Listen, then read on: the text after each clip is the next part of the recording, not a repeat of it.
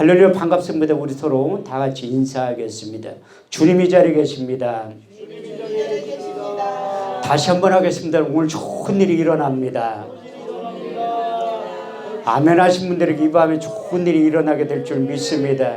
지금 아멘 하신 분들이 하나님의 더 큰 은혜가 임하게 될 줄 믿습니다. 성경은 우리가 아멘만 잘해도 하나님께 영광을 돌리게 된다고 이렇게 말씀하고 있습니다. 고린도서 1장 20절 말씀에 보면 하나님의 약속의 말씀은 얼마든지 그리스도 안에서 예가 되니 그런즉 그로 말미암아 아멘하여 하나님께 영광을 돌리게 된다고 말씀하고 있습니다. 여기에 서 있는 강사의 말을 들어봤자 아무런 의미도 없어요. 저는 실력도 없고 능력도 없지만 그렇지만 제 입을 통해 선포되지는 하나님의 약속의 말씀은 요한복음 6장 63절 말씀대로 살리는 것은 영이니 육은 무익함이라.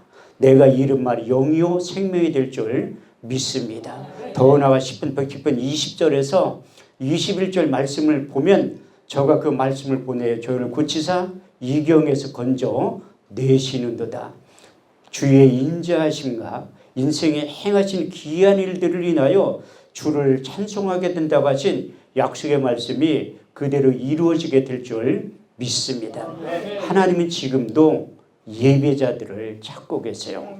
우리 주님께서 사마리아 여인에게 찾아가서 예배의 민주화를 시키면서 이런 아주 유명한 말씀을 하셨는데 요한복음 4장 23절에서 24절 말씀을 보면 하나님께 참으로 예배하는 자들은 신령과 진정으로 예배할 때가 오나니 지금이 곧 그때라.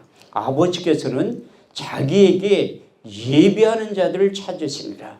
하나님이 영이시니 예배하는 자가 신령과 진정으로 예배를 드려야 된다고 말씀하고 있습니다. 저는 누구보다도 예배 한번 잘 드려서 수집하는 목사 중에 한 사람이에요. 그 이유가 무엇인가 하면 출애굽기 20장 24절에 그렇게 되어 있어요. 내게 도단을 쌓고 그 위에 너희 양과 서로 너희 번제와 화목제를 드려라. 물은 내 이름을 기념하는 곳에 내가 강림하여 복을 주리라. 그 예배 한번 잘 드려서 어제나 오늘이나 영원토록 동일하신 그 주님을 만나고 경험하고 체험하기만 하면 여러분들이 변해서 새 사람이 되어서 제2의 인생, 제3의 인생을 다시 시작할 수 있다고 성경은 말씀하고 있습니다. 누구보다도 예배에 집중했던 구약을 대표하는 만한 인물이 누군가 하면 솔로몬이에요. 솔로몬. 여기도 열왕기상 말씀이 기록되어 있듯이 역대 1장 6절에 12절 말씀에 보면 여호와 앞에 있는 놋단의 이로 1000개의 생으로 번제를 드렸더라. 이 밤에 하나님께 솔로몬에게 나타나서 이르시되 내가 내게 무엇을 줍고 너는 구하라. 솔로몬이 하나님께 여짜오되 주께서 내 아비 다윗에게 큰 은혜를 베푸시고 나로 대신하여 왕이 되게 하셨사오니 주 여호와의 원컨대 내 아비 다윗에게 허한 것을 이제 굳게 하옵소서. 내게 지혜와 지식을 주사 이 백성 앞에 출입하게 없어서. 이렇게 특권을 가진 많은 주의 백성들을 누가 능히 재판하리까. 여호와께 솔로몬에게 이르시되 내가 부나 재물이나 존영이나 원수의 생명 멸하기를 구하지 아니하고 내 백성을 치리하기 위해서 지혜와 지식을 구하였으니 그러므로 이제 내가 네게 지혜와 지식을 주고 부와 재물과 존영도 함께 주신다고 하신 동일한 은혜와 역사가 여러분들의 삶 가운데 인생 가운데 가정 가운데 사역 가운데 그대로 이루어지게 될 줄 믿습니다. 구약을 대표하는 나라의 인물이 솔로몬이지만 신약을 대표하는 인물이 누군가 하면 사도 바울이에요. 사도 바울은 누구보다도 예배에 집중했고 예배의 중요성에 대해서 로마서 12장 1절에 2절 말씀을 통해서 이렇게 강조하고 있는데 그러므로 형제들아 내가 하나님의 모든 자비하심으로 너희를 권하노니 너희 몸을 하나님이 기뻐하시는 거룩한 산제사로 드려라. 이는 너희들을 영적 예비니라. 너희는 이 세대를 분받지 말고 오직 마음을 새롭게 함으로 변화를 받아 하나님의 선하시고 기뻐하시고 온전하신 뜻이 어디에 있는지 분별할 수 있는 신앙의 안목을 예배를 통해서 활짝 열어주신다고 말씀하고 있습니다. 우리가 인생을 살아가다 보면 앞에는 홍해가 가로막혀있고 뒤에는 애굽의 군대가 따라오는 내 힘과 능력으로 도저히 감당하지 못할 때 하나님께서 출애굽기 14장 13절에 14절 말씀을 통해서 우리에게 이런 이루의 말씀을 하고 계십니다. 모세가 백성에게 이르기를 너희는 두려워하지 말고 가만히 있어서 오늘날 너희를 위하여 행하시는 구원을 보라. 너희가 오늘 본 애굽 사람을 영원히 보지 아니하리니 여호와께서 너희를 위하여 싸우시리니 너희는 가만히 있을지어다. 사도 바울은 이 말씀을 인용해서 내 힘과 능력으로 도저히 감당하지 않을 때 예배에 집중할 때 하나님께서 우리 인생 가운데 찾아오셔서 우리를 대신해서 싸워주신다고 말씀하고 있습니다. 그래서 그 하나님께서 우리 인생 가운데 찾아와서 싸워주실 때 이런 현상이 나타난다고 두 군데에 기록하고 있는데 고린도서 4장 8절에서 9절 말씀을 보면 우리가 사방으로 우겨싸움을 쌓아도 쌓이지 아니하고 답답한 일을 당하여 낙심하지 아니하고 핍박을 받아도 버림받지 아니하고 거꾸로 뜸을 당하여도 망하지 않게 된다고 고백한 다음에 고린도서 6장 9절에서 10절 말씀을 통해서 무명한 자 같으나 유명한 자요 죽은 자 같으나 보라 우리가 살고 징계를 받은 자 같으나 우리가 죽임을 당하지 아니하고 근심하는 자 같으나 항상 기뻐하고 가난한 자 같으나 많은 사람들을 부유케 하고 아무것도 없는 자 같으나 모든 것을 예배를 통해서 하나님께서 소유한 대로 만들어 주신다고 하신 약속의 말씀이 그대로 이루어지게 될 줄 믿습니다. 제가 여기 와서 봄에도 1년에 한 번씩 오는데 참 여기에 있는 분들이 참 행복한 분들인 것 같아요. 저는 누구보다도 우리나라에서 목사님들이 많이 계시는데 행복한 목사가 누구인가 하면 제가 3등 안에 들 것 같아요. 왜냐하면 누구보다도 예배를 많이 드리기 때문에. 저는 한 달에 아무리 예배를 못 드려도 30번 이상 예배를 드리는데 제가 여기 올 때마다 깜짝 놀라는 게 뭐냐면 저보다 예배를 훨씬 많이 드리는 분들이 여기 계시더라고요. 그래서 하나님이 예배란 무엇인가 하면 쉽게 얘기하면 하나님 앞에 집중하는 거예요. 예배란 무엇인가 하나님 앞에 올인하는 거예요. 그러니까 제가 예배란 단어가 성경에 어디에 처음에 등장하나 찾아보니까 창세기 22장 5절에서 6절에 등장하고 있다. 내가 아이와 저기 가서 예배하고 너에게 돌아오리니 이에 아브라함이 번제나무를 가져다가 그 아이 이삭에게 지우고 자기는 손에 칼과 불을 가지고 그 아이와 동행했다고 말씀하고 있습니다. 우리가 예배의 그 오원이 어떻게 시작이 됐냐면 히브리 원문에 보면 샤란 뜻을 가지고 있는데 두 가지의 뜻을 내포하고 있습니다. 무릎 꿇고 경배하다. 무릎 꿇고 복종하다는 뜻을 가지고 있는데 하나님이 독자 이삭을 부른 다음에 하나님께서 아브라함에게 독자 이삭을 번제물로 드리려고 할 때 주저하지 않고 하나님의 약속의 말씀에 믿음으로 복종하고 순종한 거기에서 예배라는 뜻 샤가 출발이 됐다고 성경은 말씀하고 있습니다. 우리의 이성과 상식은 도저히 이해되지 않고 납득되지 않는다 할지라도 하나님께서 그 예배에 집중할 때 하나님께서 복을 주신다고 하신 약속의 말씀이 그대로 이루어지게 될 줄 믿습니다. 그래서 코로나19가 처음 시작할 때 제가 아주 떠들썩하게 언론에 나올 뻔했는데 하나님이 기자들의 눈을 싹 가려가지고 저만 쏙 빠졌어요. 9시 2시에 대서특필했던 인천의 모 지역에 그 중심에 저도 있었어요. 그래서 제가 거기 토요일날 갔다 왔는데 월요일날 시청에서 보건소에 연락이 온 거야. 거기 갔다 오셨죠? 물어보니까 내가 어떻게 알았냐고 물어보니까 핸드폰 이치 추적하면 다 나온다는 거야.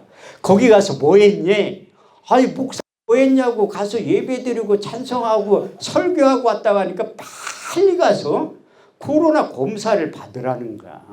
그래서 코로나 검사를 받았는데 다행히 음성이 나온 거예요. 제가 성경을 얼마나 안 읽으면 하나님께서 자가격리까지 시키면서 정부에서 용돈 40만 원을 주면서 성경을 읽게 만드는 거예요. 아니 성경 정리하면서 아무것도 할 수 없으니까 혼자서 싫으나 좋으나 성경을 읽게 되더라고요. 그래서 10일 만에 성경을 일독을 하게 된 거예요. 그 성경을 자세히 읽은 거야. 이사야 34장 16절 말씀을 보면 너희는 여호와의 책을 자세히 읽어보라. 이것이 하나도 빠진 것이 없고 짝이 없는 것이 없으리니 이는 여호와의 입이 그를 명하셨고 그의 신이 이것들을 모으셨다고 말씀하고 있어요. 그래서 성경을 자세히 읽다 보니까 요한복음 5장 39절을 말씀이 다 부딪힌 거예요.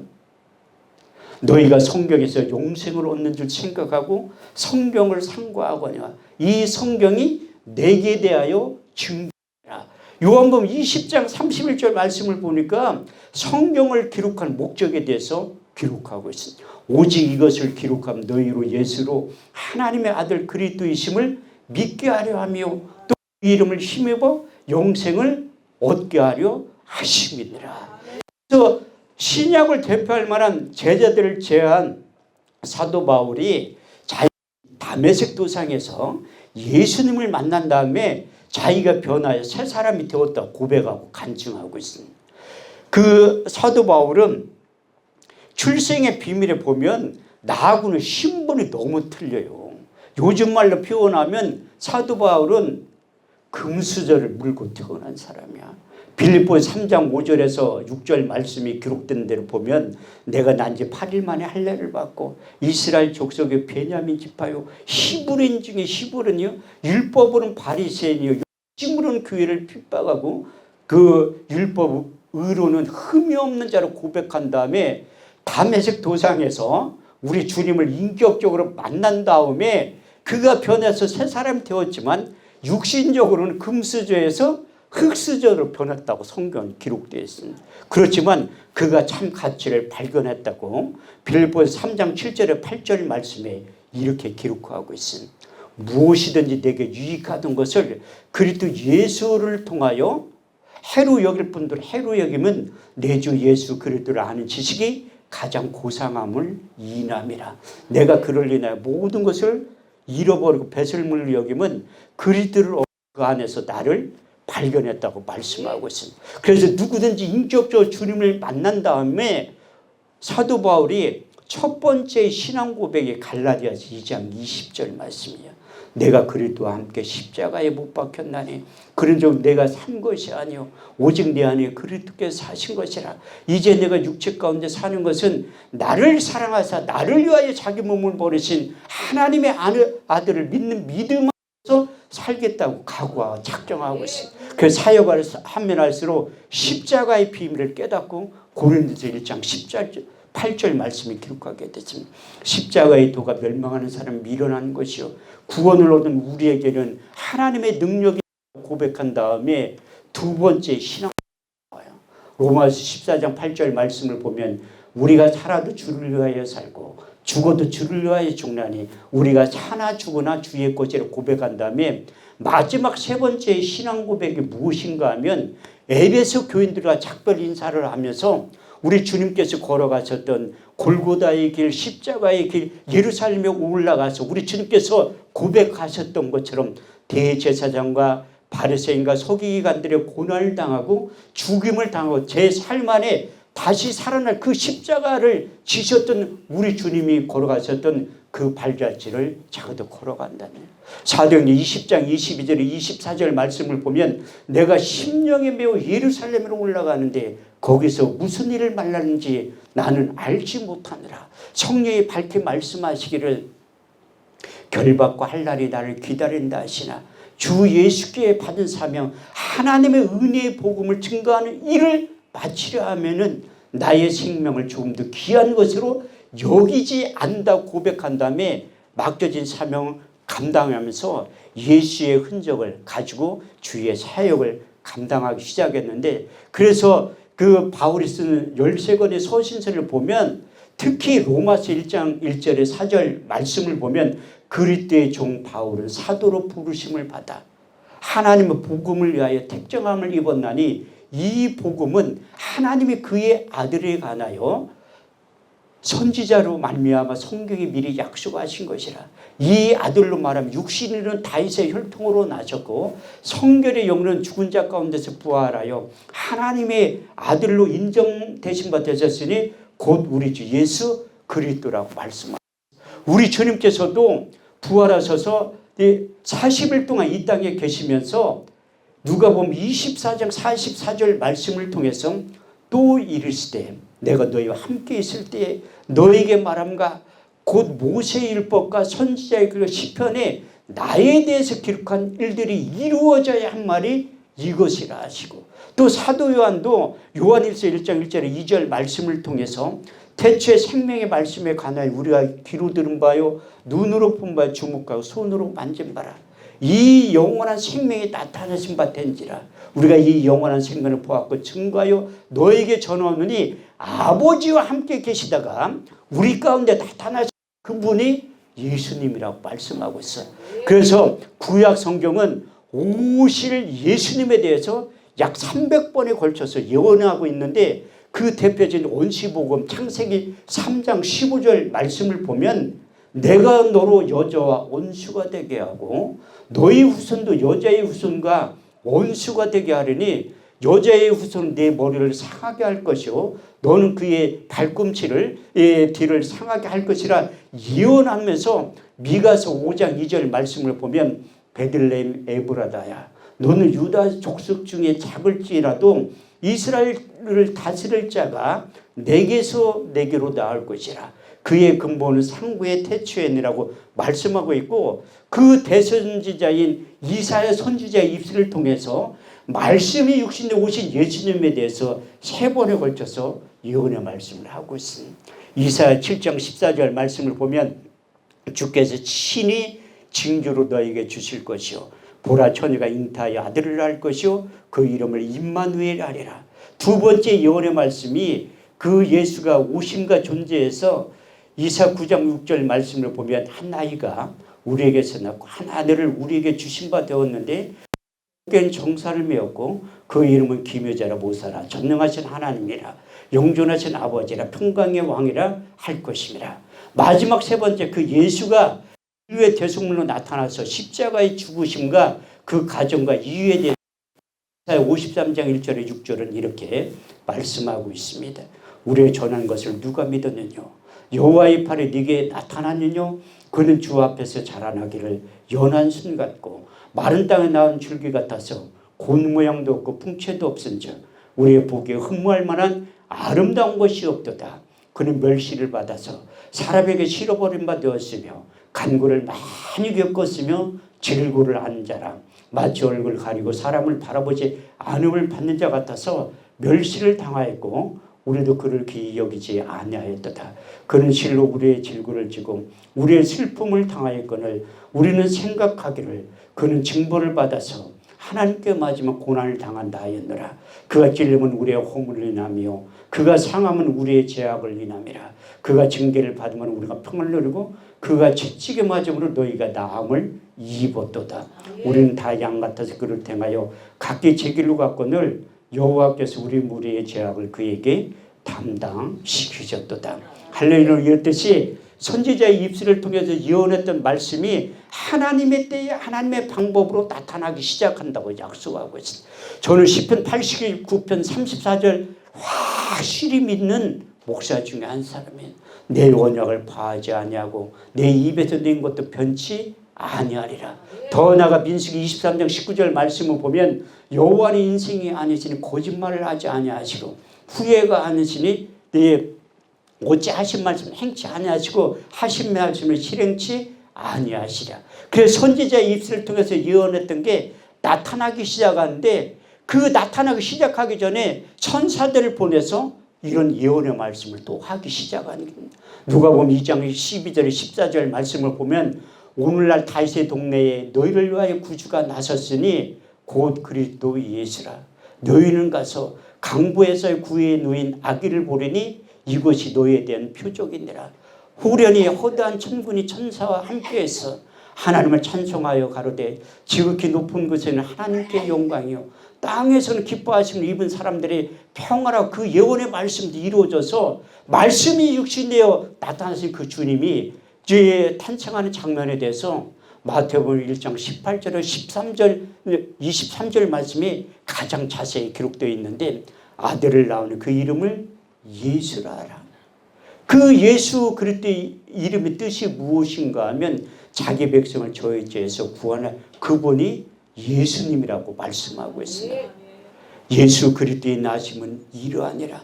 그 모친 마리아가 요셉과 청혼하 동거하기 전에 성령으로 잉태되는 것이 나타났더니 그 남편 요셉은 의로운 사람이라. 저를 드러내지 않고 가만히 끊고자 생각할 때에 주의 사자가 현몽하여 가로되 다윗의 자손 요셉아 내 아내 대력을 무서워 말라. 그의 잉태된 건 성령으로 된 것이라. 아들을 낳으니 그 이름을 예수라 하라. 이는 자기의 백성을 저희 죄에서 구원할 자이심이라.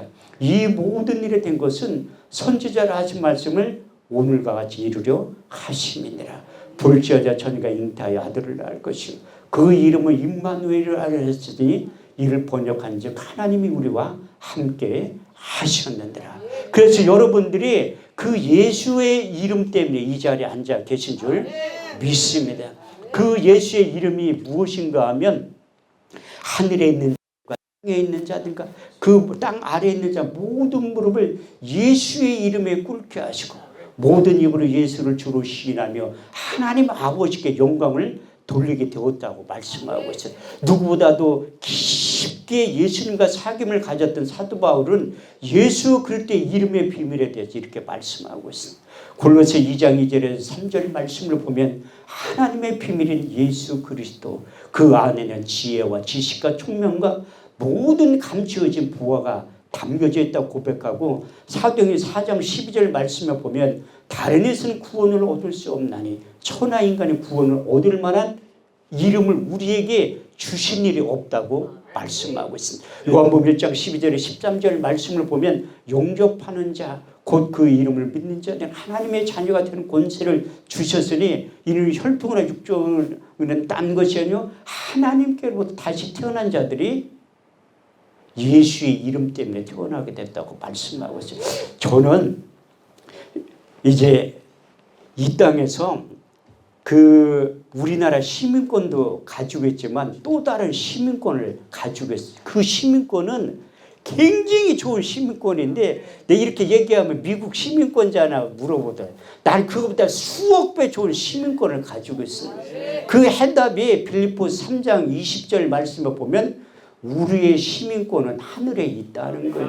오늘 본문 말씀에도 우리 주님께서 내가 곧 길이요 진리요 생명이니 내 아버지께로 나온 자는 나를 통해서만 갈 수 있다고 말씀하신 거예요. 그래서 사도 바울이 부지런히 예수를 만난 다음에 그 예수의 이름을 그게 복음의 예수 이름을 전하는 게 그래서 수없이 끊임없이 복음을 전할 때 그 예수를 주로 시인하는 게 결코 쉬운 일이 아니라고 말씀하고 있습니다.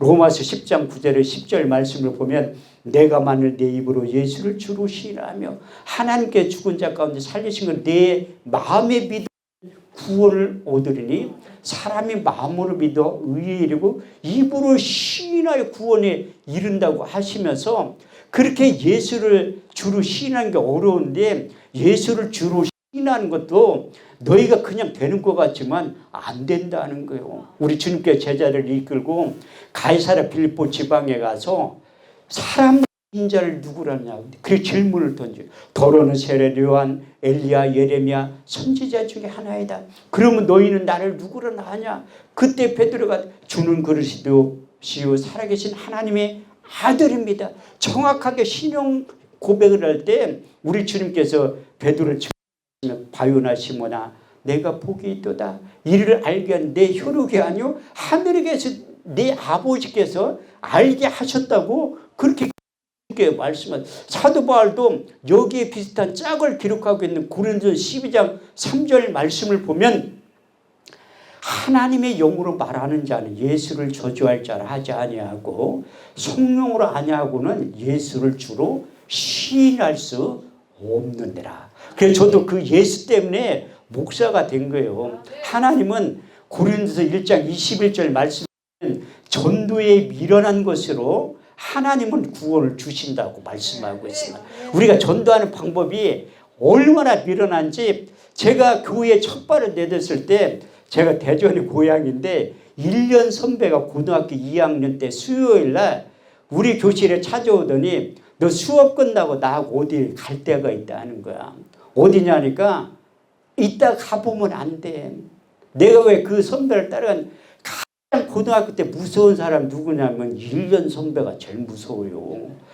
나에게 꼭 안 따라가면 때릴 것처럼 그렇게 얘기해가지고 내가 맞을 갭이 따라간 것이 대전 신영동에 있는 초원 장로교회에 간 거예요. 수요일날 저녁에.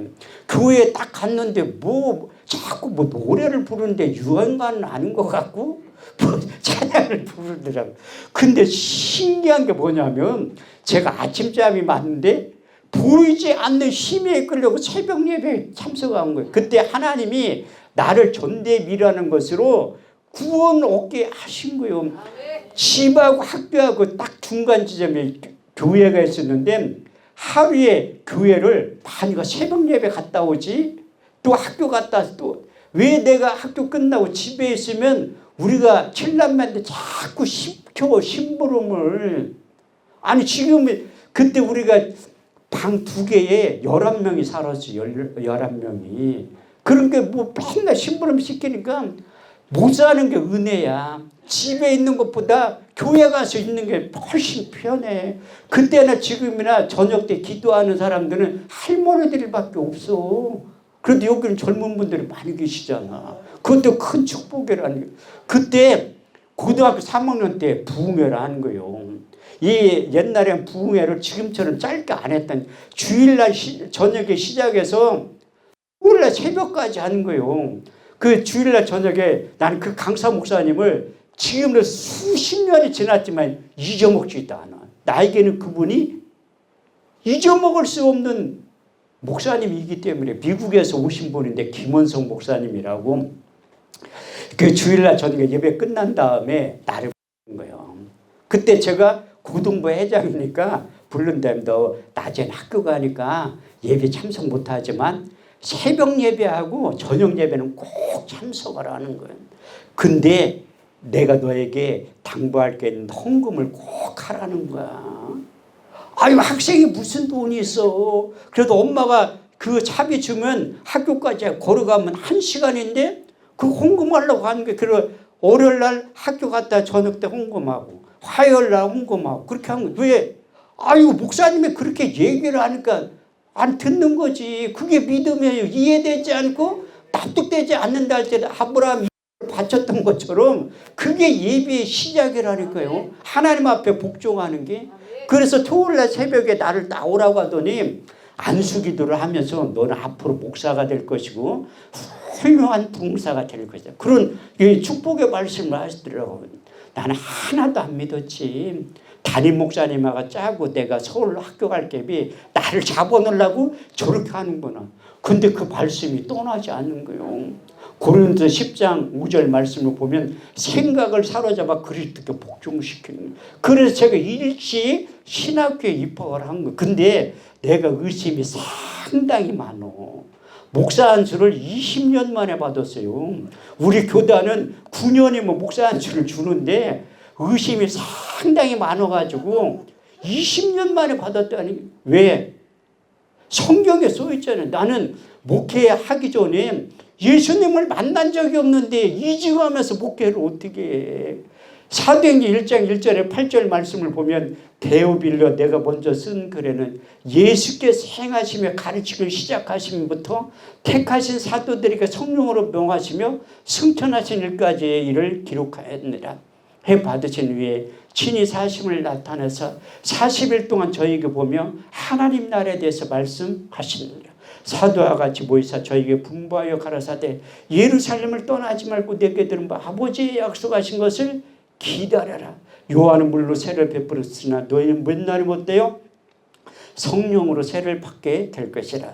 저희가 모였을 때 예수께 여짜가 가라되 주께서 이스라엘 나라를 회복하심 이때니까니 예수께서 가라사대 때와 기한은 아버지의 자기의 권한에 두었으니 너희 알 바 아니요 오직 성령이 너희에게 임하시면 너희가 권능을 받고 예루살렘과 온 유대와 사마리아 땅끝까지 이르러 내 증인이 될 것이라.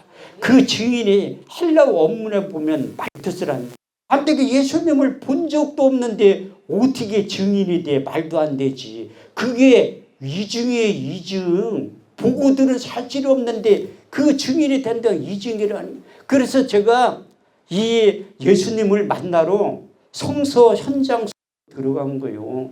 남들은 성지순례 간다는데 나는 고급단을 좀 써가지고 성서 속의 현장 연수를 갔다 온 거야. 저희 딸을 데리고.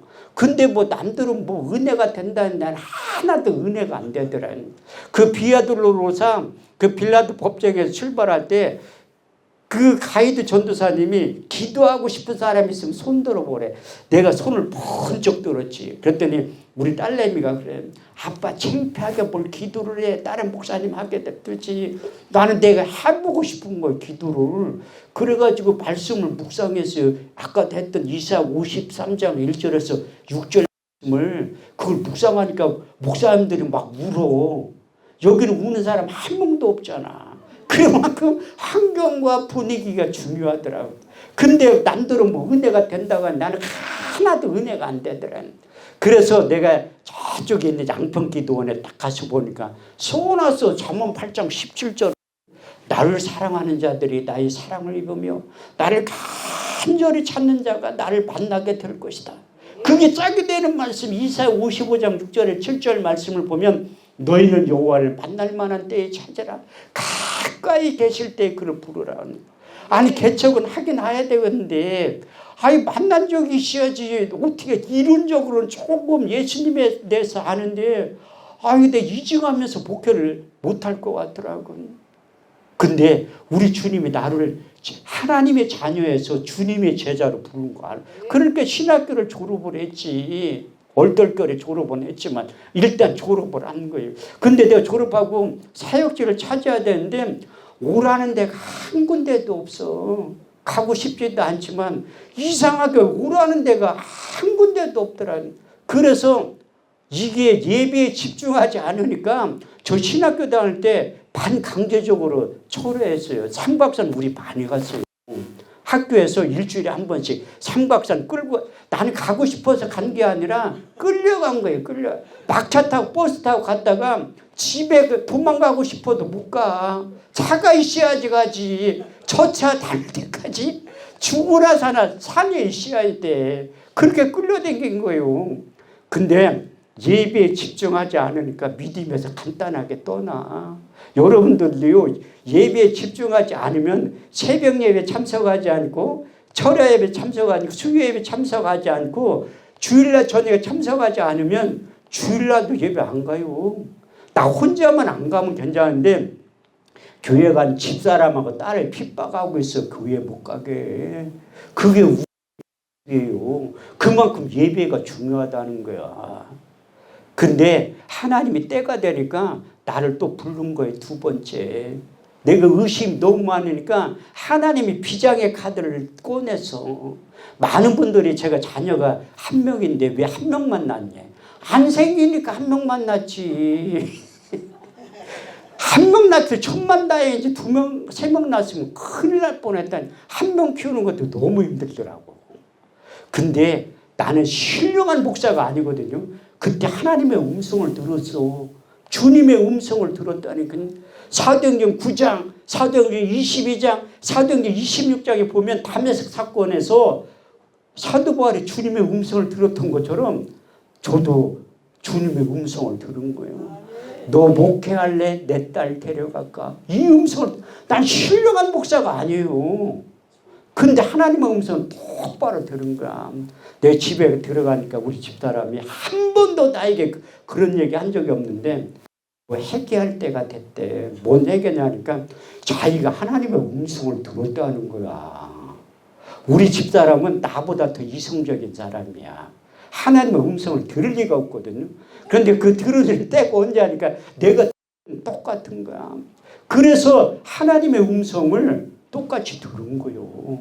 그래서 회개할 때가 된 거야. 근데 내가 술을 끊어야지 또 그 해결 때 가까워서 우리 집안이 유전적으로 술을 상당히 많이 먹어요. 예수님을 만나지도 못했지만 목회를 하려면 술을 끊어야지. 한 달에 32일을 먹었는데 술도 3박자가 맞아야지 먹는 거예요. 첫 번째는 건강이 있어야 돼. 두 번째는 돈이 있어야 돼. 세 번째 가장 중요한데 돈이 있어야 돼. 직장 사람들은 이게 출근 시간이 정해져 있기 때문에 술을 밤새도록 못 먹어요. 우리같이 장사하는 사람들은 아유 하루 일 안 하면 되지. 그래서 32일을 먹어. 맨날 먹어. 왜? 손 대는 것마다 망해. 여기에 잘 들으세요. 하나님이 사역자를 불렀는데 불순종하면 본인만 망하는 게 아니요. 주변 사람들도 다 망해. 내가 회개하지 않으니까 우리 거래처에 있는 사람들도 다 망하게 해버리더라고. 그래서 이 술을 끊으려고 내가 옛날에 신학교 다닐 때 많이 갔던 한월산 기도원을 간 거예요. 술 냄새 풀풀 풍기면서. 음주단 속였으면 걸렸지. 우리 집사람 내가 안 갈게 왜 돈 주면서 빨리 가라는 거야. 월요일 아침에. 근데 지금도 한월산 기도원 들어간 입구가 잘 안 보이거든요. 그때 이렇게 보니까 세 번째를 도는데도 안 보여. 아유 회개할 때가 안 된 것 같아. 한 번만 더 돌고 안 보이면 그냥 집에 가야지. 네 번째 보인 거예요. 딱 들어가니까 그때는 사람 무지하게 많았어요. 딱 가서 보니까 그 사람들이 꽤 많이 있는데 그 숙소를 하나 주더라고. 그런데 그 아침도 안 먹었으니까 나가 청평 시내에 가서 밥을 먹고 온 거예요. 배고파서. 딱 먹고 오니까 그 사람들이 많으니까 방을 같이 쓰여야 되는데 그럼 나한테 목사님이냐고 물어보더라. 그때부터 내가 목사처럼 보인 거예요. 하늘산 처음 갈 때. 목사처럼 내 목사 아니라고 했지. 전도사님이네. 아니요. 장로님이 아니요. 여기 뭐하러 왔냐. 아이 기도원에 뭐하러 왔냐고. 기도하러 왔지. 근데 예배 교회를 떠난 지가 한 7년 정도 됐는데 오후 예배 찬양 소리는 나는데 들어가고 싶은 마음이 하나도 없어. 하나도 없는 거예요. 하나도. 근데 술꾼들의 특징이 무엇인가 하면 비가 오면 술이 생각나. 해가 뉘어지면 또 술이 생각나. 나는 그때 또 우리 주님의 음성과 사단의 음성을 들은 거예요.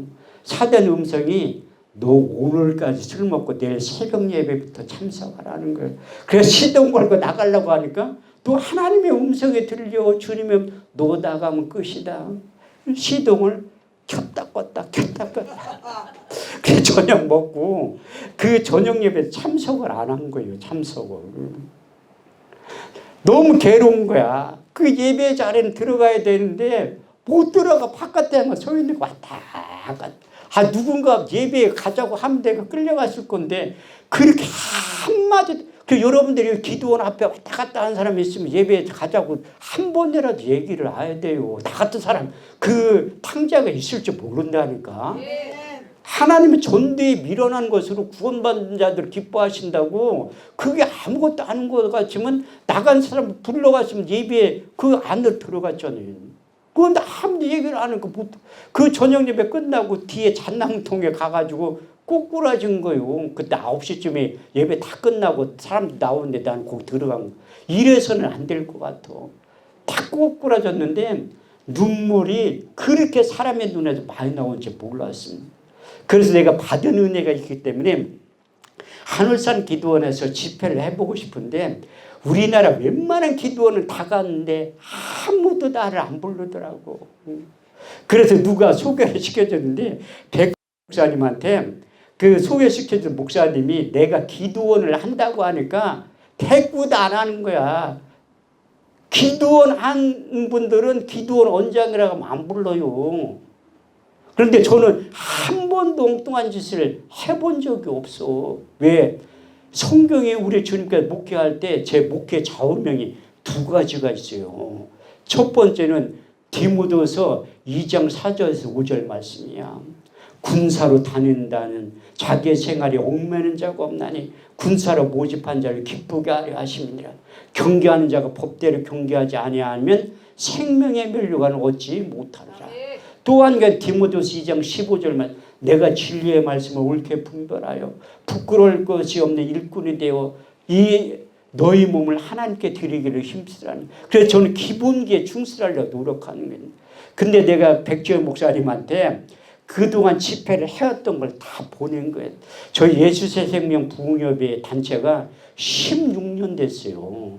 1, 2년 되는 단체가 아니라 16년 동안 이 일을 한 거야. 계속 누가 뭐라고 하든 말든 하는 거야. 왜? 하나님 나를 사도와 선지자, 복음전에 교사와 목사를 썼는데 사도와 선지자 나를 부른 거예요. 하나님. 요즘 말로 표현하면 부흥사로 불렀다고 생각하고서 이 일을 16년째 하는 거라니.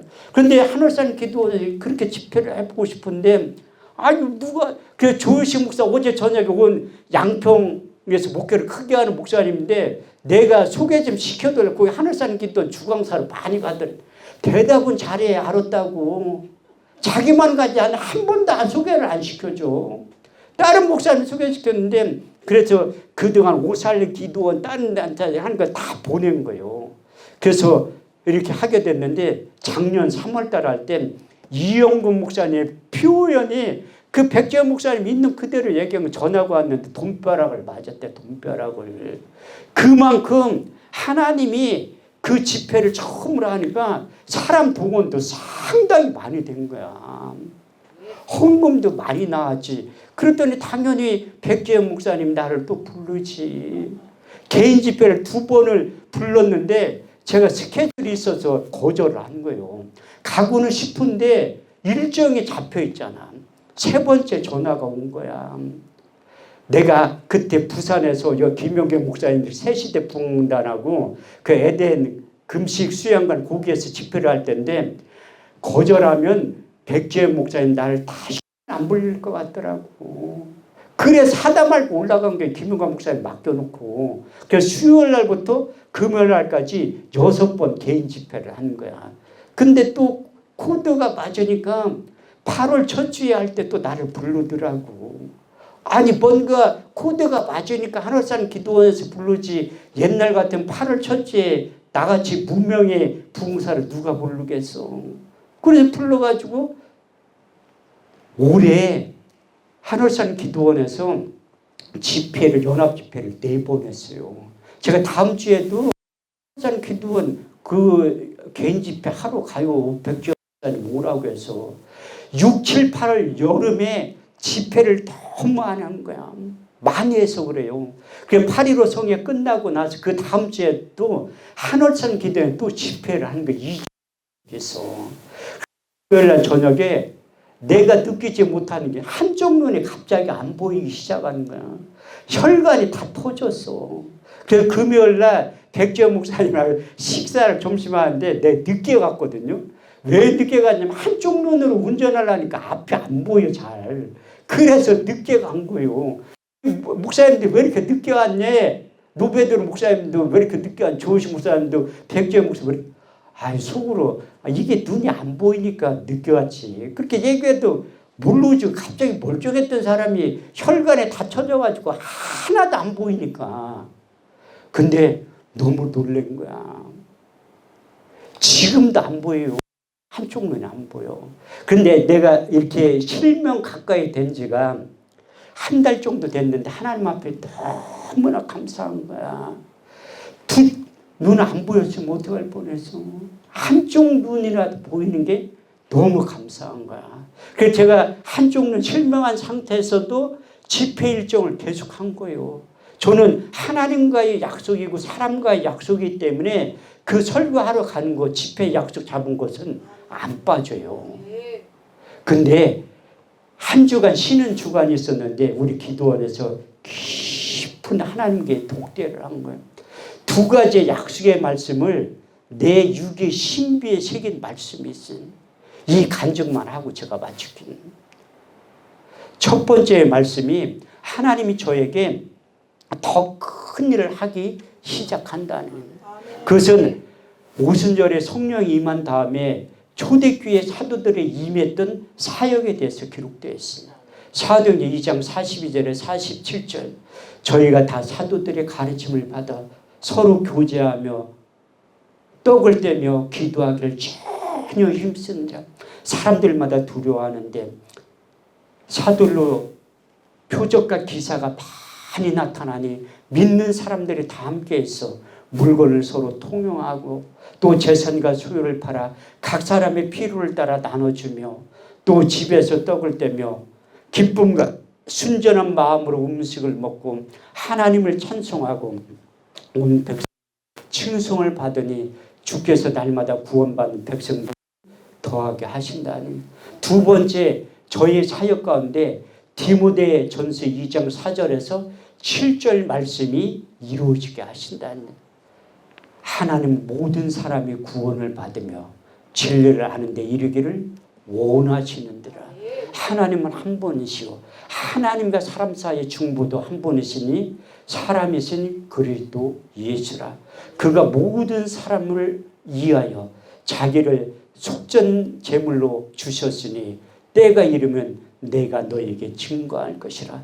이를 인하여 내가 전파하는 자와 사도로 택하심을 입었으니 이것은 참말이요 거짓말이 아니니 믿음과 진리 안에서 내가 이방인들의 스승이 되었느니라.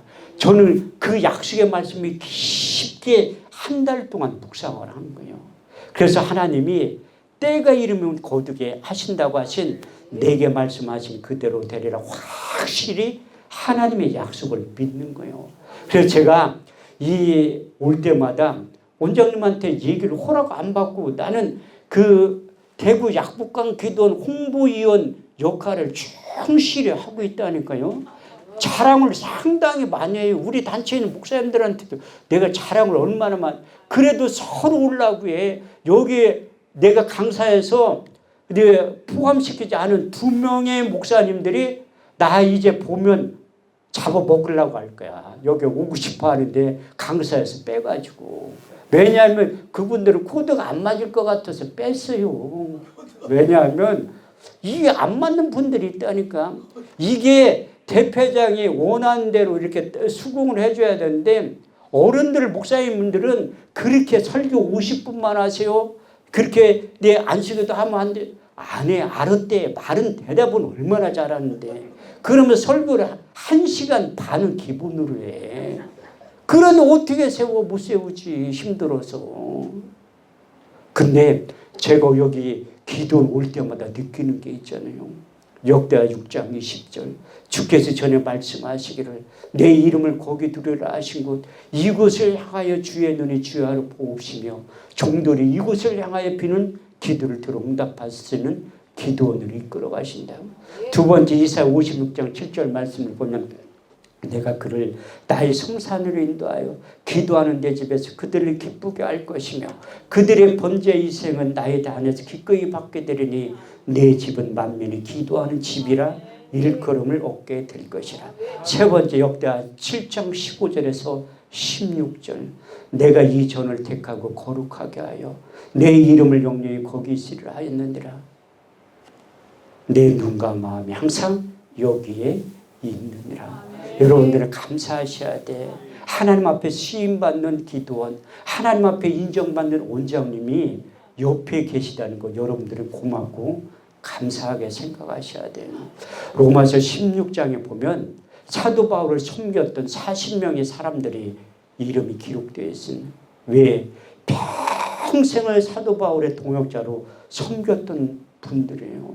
그분들이 심지어 사도 바울에게 눈이라도 빼서 주려고 했던 브루스가 아굴라도 이름이 기록됐습니다. 근데 여기 원장님은 여러분들 눈 빼서 나 돌라고 하실 분이 아니라니까.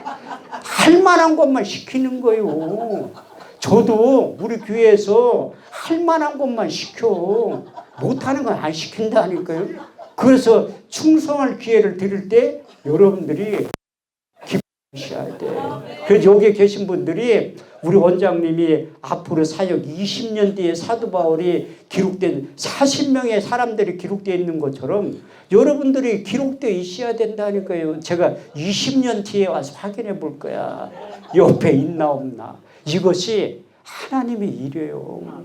너희는 하나님의 동역자들이요 하나님의 집이요 하나님의 밭이라고 했듯이 여러분들을 통해서 이 약복한 기도원이 빛나게 돼 있고 이 여러분들을 통해서 원장님의 사역이 빛나게 돼 있는 거예요.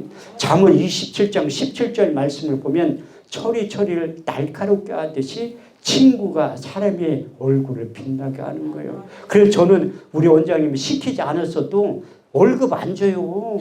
내가 자원하는 마음으로 하는. 왜? 기도원은 한국 교회가 책임져야 돼요. 기도원은 한국 목사들이 책임지고 기도원은 한국 성도들이 책임져야 돼요. 제가 왜 이렇게 하냐면 나도 기도원 원장이라서 그렇게 얘기를 하는 거예요. 왜? 동역자이니까. 일반 교회에서 못하는 것들을 기도원에서 하는 거예요. 기도원 하는 게 제가 왜 하냐면 한 사람 살리려고 하는 거, 한 사람. 많은 사람들이 양육해 살리지만 기도원은 죽어가는 한 영혼 살리려고 하는 거라니까. 원장님의 사역을 여러분들이 힘을 불어넣으셔야 돼. 오늘 여러분들 기도 제목 저는 무엇인지 알지 못하지만 하나님은 요래 보고 다 알고 계셔. 요한계시록 22장 12절 말씀에 보면 내가 속히 와서 줄 상이 있는데 행한 대로 갚아주고 심은 대로 거두게 하시는 주님이라고 말씀하고 있습니다. 그 하나님께서 세운 강세의 입을 통해서 이렇게 말씀하고 있습니다. 두려워 말라. 내가 너와 함께함이라. 놀라지 말라. 나는 너의 하나님이 됨이라. 내가 너를 굳세게 하리라. 참으로 내가 너를 도와주리라. 참으로 나의 오른손을 너를 붙들어 주신다고 하신 그 전능하신 하나님께서 예레미야 33장 2절에 3절 말씀을 통해서 여러분들이 이런 부탁을 하는 거예요. 이를 행하는 여호와 그것을 지어 성취하는 여호와 그 이름을 여호와하는 자가 이같이 말하노라. 너는 내게 부르짖으라. 내가 내게 응답하겠고 내가 알지 못하는 크고 비밀한 일을 너에게 보여주신다니. 우리 주님께서도 자기 이름의 명예를 물고 너희가 무엇이든지 내 이름으로 구하면 내가 시행하리라. 더 나아가 요한복음 16장 23절에서 24절 말씀을 보면 너희가 무엇이든지 아버지께 구하면 내 이름으로 주시리라. 너희가 이제까지 아무것도 구하지 않아했으나 구하라 그리하면 받으리. 너희 기쁨이 충만하게 될 것이라. 우리가 기도하면 우리 주님께 일하시고 우리가 기도하면 하나님께서 응답하신다고 약속하고 있습니다. 이것만 해도 고맙고 감사한데 우리가 미처 기도하지 못한 것도 성령 하나님이 우리를 대신해서 중보 기도해 주신다고 약속하고 있습니다. 로마서 8장 26절에서 27절 말씀을 보면 이와 같이 성령도 우리의 연약함을 도우시나니 우리가 마땅히 빌 바를 알지 못하나 오직 성령이 말할 수 없는 탄식으로 저희를 위하여 친히 간구하시니라. 마음을 감찰하시니까 성령의 생각을 아시나니 이는 성령이 하나님의 뜻대로 성도를 위하여 간구하신다고 하신 약속의 말씀이 그들이 이루어져서 여러분들의 기도 제목 1번부터 10번까지 하나님께 반드시 응답해 주실 줄 믿습니다.